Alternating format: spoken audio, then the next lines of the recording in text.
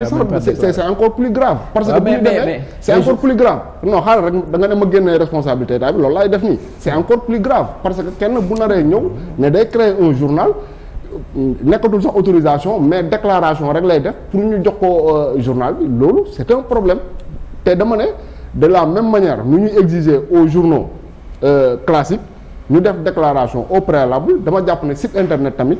di def la même fonction dafa war a am également cette autorisation la waroon doon sax mais pas une déclaration. Je suis d'accord avec toi à 1000%.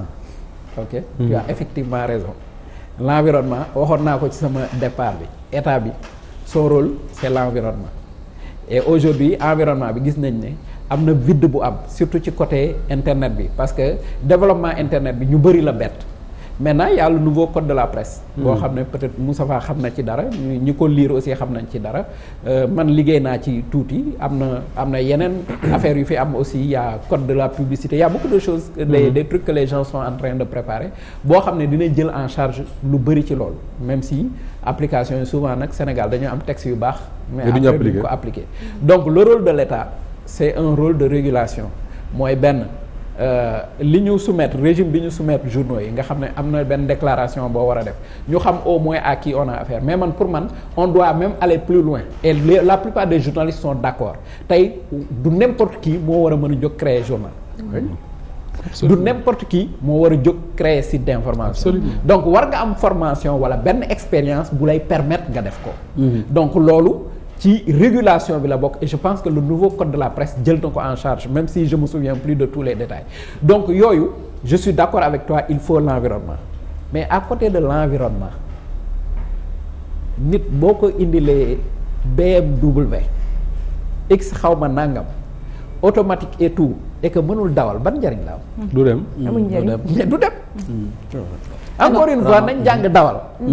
doog a laaj BMW. alors li ma doon bëgg wax une remarque également mooy li ñuy seetlu on l'a vu ci quotidien yëpp par exemple ñu ngi koy yaa ngi koy wax sànq dañuy traiter toujours la même information que ça soit ci au niveau de la presse écrite que ça soit également la radio et les télés et pourtant aujourd'hui pourquoi aussi duñu imposer les journalistes ou bien dans certaines rédactions yi nga xam ne mooy genre journalistique yi ce qu'on voit c'est quoi souvent des comptes rendus propos recueillis, il y a pas de grande enquête, il y a pas de vraiment c'est toujours la même chose du coup boo zappee sur la RTS non pas la RTS plutôt parce que ñoom dina am sax ñoom yenn yoo xamante ni c'est beaucoup plus vaste que ça voilà mais boo gisee par exemple benn télé nga ñëw zappé foofu tu vois la même information bi jàll à 20h pratiquement c'est toutes les télés qui relaient la même information qu'il s'agisse d'un atelier ou bien conférence bu ministre bi ou bien quelque chose accident et tout toujours il y a la même information qui est relayée parce que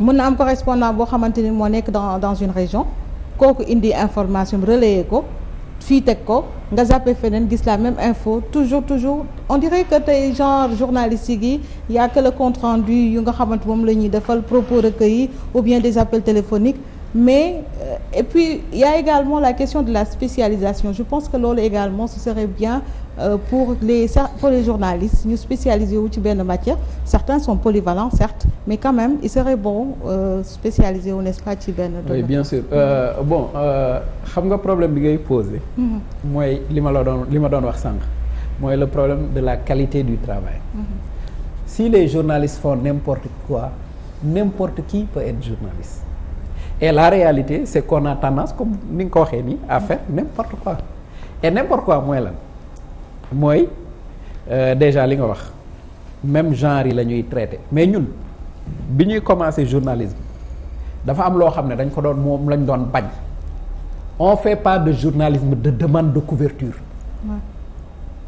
mais léegi da ngay gis man damay seetaan benn édition journal boo xam ne lépp demande de couverture la demande de couverture mooy benn waay bu toog fële ne damay organiser conférence de presse ñëwal mais kooku il te donne pas de l'information il fait de la communication donc dafa bëgg nga ñëw par exemple li ñu sunu prof doon wax nee na temps yooyu waa parti socialiste ñoo nekk au pouvoir mu ne la waa parti socialiste bu ñu organiser seen réunion de bureau politique toog ci biir wax li ñuy wax ba pare après génn ne leen ñëw leen ngeen ñëw ñu ne tey ci bureau politique bi lii lañ décidé wala conseil des ministres après président ñëw def le communiqué conseil des ministres yéen ñëpp ngeen reprendre ko loolu c'est de la communication c'est pas de l'information. Absolument. parce que la fa xew dëgg duñ la ko wax. li leen arrangé li ñu bëgg yow nga jottali ko. loolu lañ lay jox alors que journaliste du caisse de résonance. donc journaliste dafa war a liggéey au-delà de ça maintenant liggéey boobu nag buñ ko deful buñ ko jiin kenn ñun la. d'accord Issa.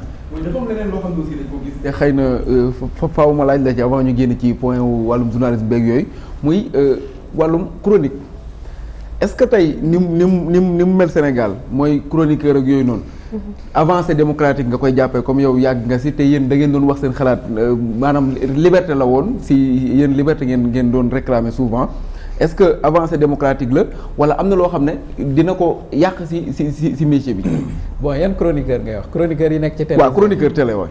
waaw non xam nga du même genre par exemple ñun boo nee chroniqueur nga ci par exemple ñun ci presse écrite bi ak chroniqueur télé c'est pas la même chose chroniqueur télé yi c'est des chroniqueurs de talk show bokkul ak chroniqueur boo xam ne dafa nekk dans une rédaction day ñëw ci benn talk show parce que parfois xam nga talk show ni nga koy defaree mooy parfois da ngay indi koo xam ne juste da nga bëgg muy indi coow lu nit wax mu xëpp ci suuf loolu nga fay doyee.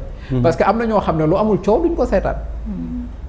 c'est de la stratégie c'est de la stratégie marketing da ngay indi waa joo xam ne bopp bi dara nekku ci. d'ailleurs li may wax rek man jamono ji moom su ma yoroon télé damay def benn émission moo tuddee concours dof boo xam ne chaque jour damay ñëw tey kii moo gën a dof kii. parce que ça va marcher hein. oui ça non am na. non mais jox ma ko ma animé ko parce que Tounkara je pense am na bu ñu ko a animé jox ma animé ko parce que animateur daa war a dof. waaw c'est Sénégal def na ko. kon vous allez gagner beaucoup d'argent là.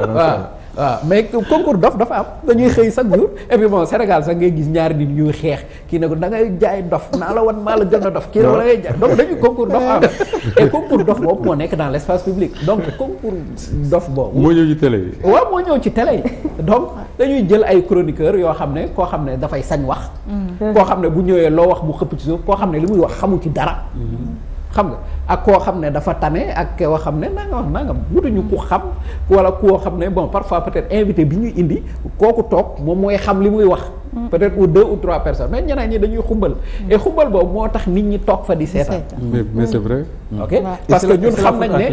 non c'est les mass médias qui fonctionnent comme ça. parce que c'est pas propre au Sénégal c'est pas propre au Sénégal man soo ma joxoon benn talk show bu mu mënti doon ci àdduna bi su ma toogee nii mën naa la disséquer nan lañ ko organiser. Zemmour lan moo tax tey ba mu nekk ba mu dem ba nekk candidat France parce que dañ ko jëloon comme chroniqueur parce que xam nañ ne c'est un li ñuy wax ci presse c'est un bon client.